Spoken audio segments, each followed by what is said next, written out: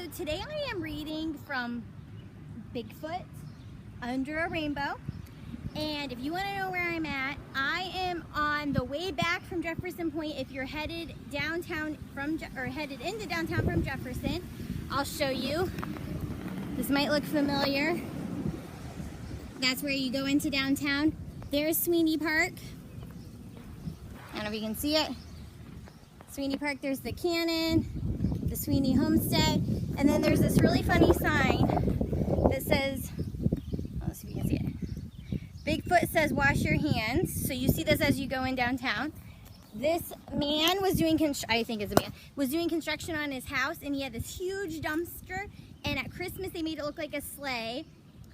For Valentine's Day, it was a big bear holding a heart. For St. Patty's Day, it was a leprechaun under the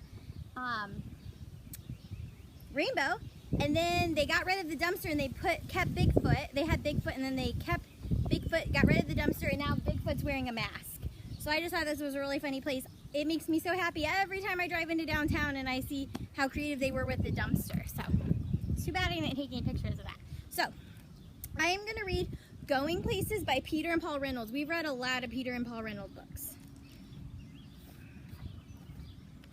And it does not have a dedication.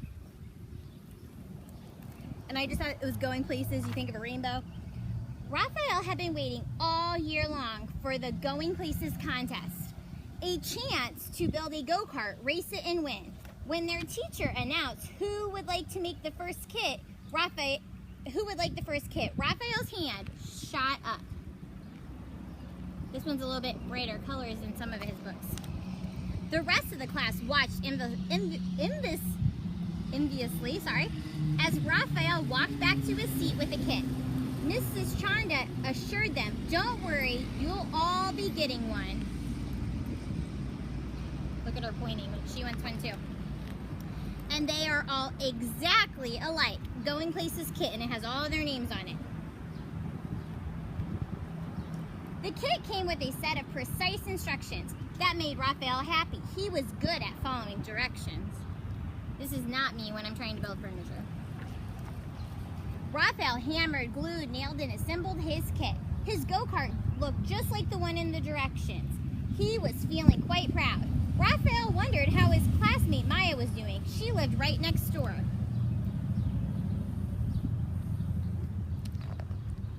He peered over the fence. "Hey Maya, you haven't even started yet.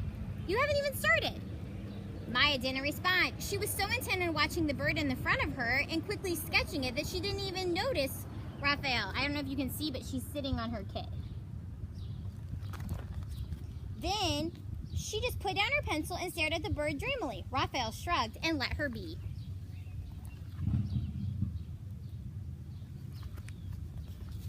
The next morning, Raphael checked back in to see how Maya was doing. "Wow, what is that?" he asked. Maya grinned. "Do you like it?"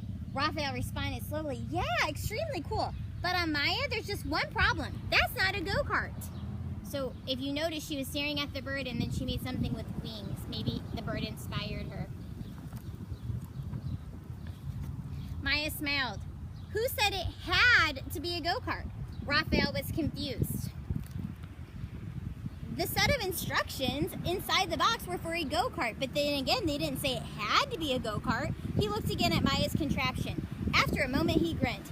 "I get it. Hey Maya, I really want to win this race. The instructions never said we couldn't team up together."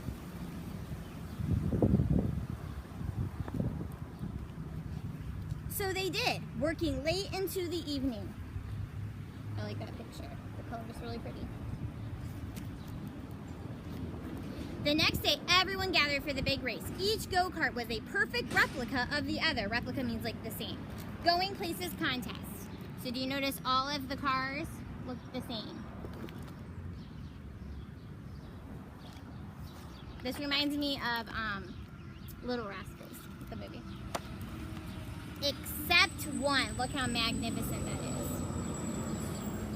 One of the kids laughed. "Looks like you had trouble with the Going Places instruction. You're going places all right. You're going to lose."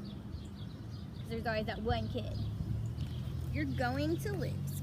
Maya and Raphael didn't even have time to respond because the announcer's big boomy voice called out, Attention racers, start your engine. 4, 3, 2, 1. A buzzer sounded off, and they're off.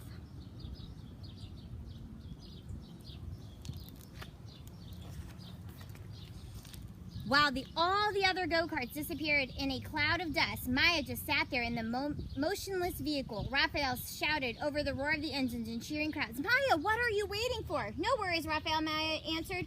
Flaps down, throttle up.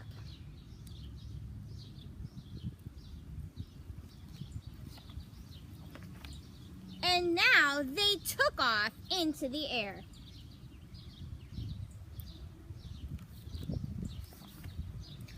The other contestants looked up in amazement. Raphael and Maya hovered and then sped past them. I don't know if you can see, like, he's waving. Before long, Maya and Raphael coasted across the finish line to the cheers of the waiting crowd.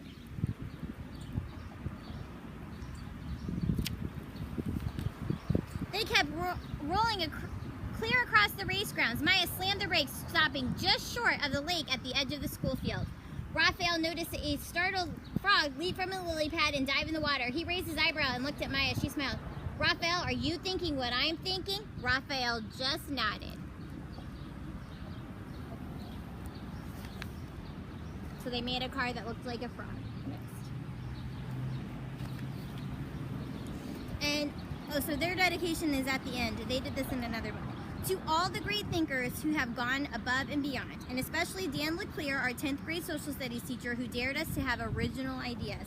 So I just like that they did it in a different way. Today I asked my class to investigate a career and what college they would go to and all of that, and they had to fill out a Word document, and I had a girl do it in a PowerPoint. And I actually thought today, wow, I like how she took my idea and changed it and made it her own. So they made a go-kart. Well, they made a something.